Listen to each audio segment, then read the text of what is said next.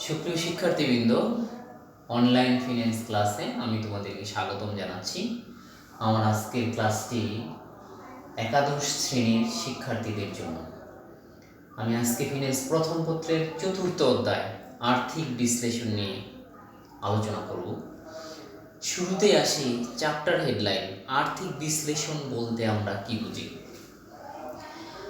আমরা আর্থিক বিশ্লেষণ বলতে যে কোনো প্রতিষ্ঠান বা যে কোনো কোম্পানির কর্মদক্ষতা যাচাই করা, অর্থাৎ একটা কোম্পানি আর্থিকভাবে সচ্ছল কিনা, অর্থাৎ সে ফাইন্যান্সিয়ালি সলভেন্ট না ইনসলভেন্ট, সেটা কিন্তু আমরা যাচাই করতে পারি আর্থিক বিশ্লেষণের মাধ্যমে।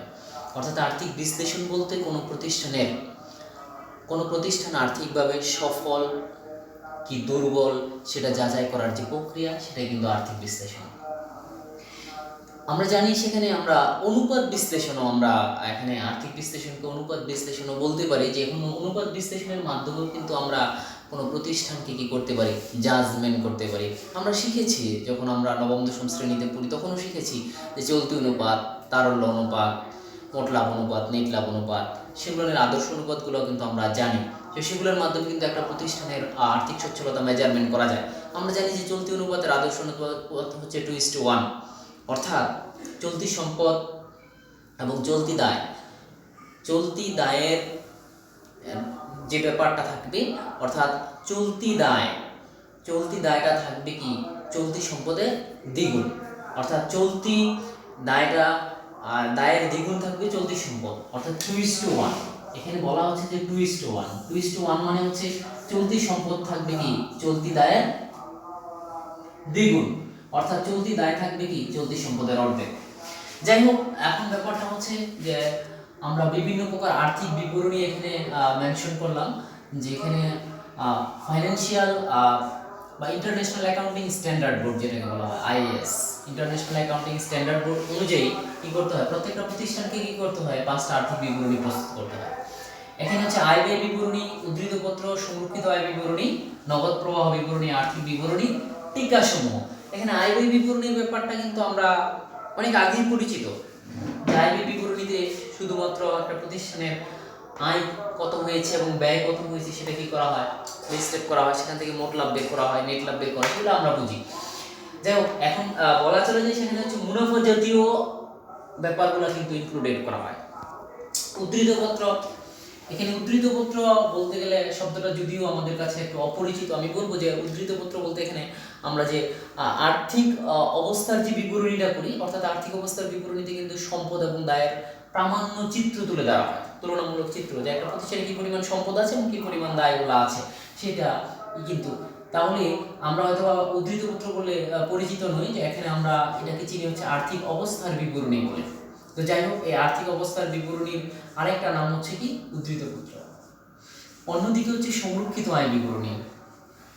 সংরক্ষিত আয় বিবরণী বলতে গেলে আমরা এখানে বুঝি যে একটা প্রতিষ্ঠানের যে মুনাফা হয়, সেই মুনাফার কিছু অংশ শেয়ার হোল্ডারদের মাঝে বন্টন না করে ভবিষ্যতের জন্য কি করে দেওয়া হয়, ভবিষ্যতের যে কোনো ধরনের অপ্রত্যাশিত ঘটনা ফেস করার জন্য রেখে দেওয়া হয়, সেটাই কিন্তু বলা হয় সংরক্ষিত আয়। সো এটার জন্য আমরা একটা বিবরণী প্রস্তুত করি। যাই হোক, তারপর হচ্ছে নগদ প্রবাহ বিবরণী। এখানে নগদ প্রবাহ বিবরণী বলতে আমরা বুঝি যে একটা প্রতিষ্ঠানে কি পরিমাণ নগদ অর্থ আসতেছে এবং কি পরিমাণ নগদ অর্থ চলে যাচ্ছে, সেটার একটা প্রামাণ্য চিত্র। তারপর নেক্সট হচ্ছে লাস্ট ওয়ান, যেটাকে বলা হয় আর্থিক বিবরণীর কিছু টিকা সমূহ। এখন ব্যাপার হচ্ছে আর্থিক বিবরণীর টিকা বলতে আমরা কি বুঝি, সেখানে আমরা অনেক সময় মূলধনের সুদ বের করি, উত্তোলনের সুদ বের করি, ঋণের সুদ বের করি। যাই হোক, এখন এই ব্যাপারগুলো কিন্তু আমার এই চ্যাপ্টারে আলোচনার বিষয়, যে একটা কোম্পানি কয় প্রকার আর্থিক বিবরণী প্রস্তুত করে ইন্টারন্যাশনাল অ্যাকাউন্টিং স্ট্যান্ডার্ড অনুযায়ী। তো আমার এই আর্থিক বিশ্লেষণের এই চ্যাপ্টারে, ফিন্যান্সের এই চ্যাপ্টারে আমরা মূলত কাজ করব কিন্তু নগদ প্রবাহ বিবরণী নিয়ে, যে আমার অঙ্কগুলো থাকবে কিন্তু নগদ প্রবাহ বিবরণীর। আর আরেকটা ব্যাপার থাকে, সেটা হচ্ছে যে এখানে এই সমচ্ছেদ বিন্দু যে অঙ্কগুলো আছে সেটাও কিন্তু আমাকে চিন্তা করতে হবে, যে সমচ্ছেদ বিন্দু, আসলে সমচ্ছেদ বিন্দু বা ব্রেক ইভেন বিন্দু যেটাকে বলা হয়, ব্রেক ইভেন বিন্দু। অনেকে প্রশ্ন তুলতে পারে যে সমচ্ছেদ বিন্দু বা ব্রেক ইভেন বিন্দু, ইংরেজিতে বলা হয় ব্রেক ইভেন বিন্দু, ব্রেক ইভেন পয়েন্ট যেটাকে বলা হয়, বাংলায় সেটা হচ্ছে সমচ্ছেদ বিন্দু। অর্থাৎ যে বিন্দুতে আয় ও ব্যয় সমান হয় সেটাকে কিন্তু বলা হয় সমচ্ছেদ বিন্দু বা ব্রেক ইভেন বিন্দু। যেখানে কোনো লসও নেই, লাভও নেই, ঠিক আছে, সেই বিন্দুকে বলা হয় কিন্তু সমচ্ছেদ বিন্দু। এই সমচ্ছেদ বিন্দুর কিছু ম্যাথমেটিক্স আমরা এখানে প্র্যাকটিস করব, এটা একটা পয়েন্ট। আরেকটা পয়েন্ট হচ্ছে যে নগদ প্রবাহ বিবরণীর অঙ্কগুলো কিন্তু এখানে আমার থাকবে। আর বাকি যে অঙ্কগুলো সেগুলো হয়তো আমরা অ্যাকাউন্টিং এর মধ্যে কিন্তু করে থাকি, আয় ব্যয় বিবরণী করে থাকি, আর্থিক অবস্থার বিবরণী, সংরক্ষিত আয় বিবরণী, এগুলো কিন্তু আমরা অ্যাকাউন্টিং পার্টে, অ্যাকাউন্টিং যে সাবজেক্টটা আছে আমরা পড়তেছি সেখানে কিন্তু করব। তো আমার আজকের যে আলোচনার বিষয় ছিল যে আর্থিক বিশ্লেষণের মধ্যে আমরা কি ধরনের অঙ্ক করব এবং কোন ধরনের সূত্র আমাদের প্রয়োজন সেগুলো প্রথমত আমার কি দরকার আছে।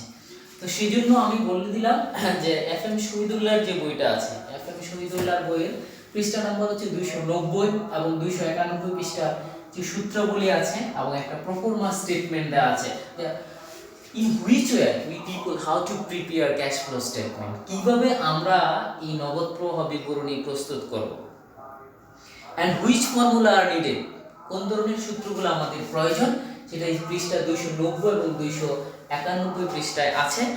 আমি আশা করতেছি যে তোমরা এই সূত্রগুলো প্রথমত মুখস্থ করবা এবং যে এখানে প্রোফর্মা স্টেটমেন্টটা দেওয়া আছে নগদ প্রবাহ বিবরণী, সেটা কি করবে তোমরা মুখস্থ করবে। এই ছকটা মুখস্থ করতে পারলে মোটামুটি অঙ্কগুলা কি করতে পারবে তোমরা ইজিলি করতে পারবে। তো সবাইকে ধন্যবাদ জানিয়ে আমি আমার আজকের ক্লাস এখানে শেষ করতেছি।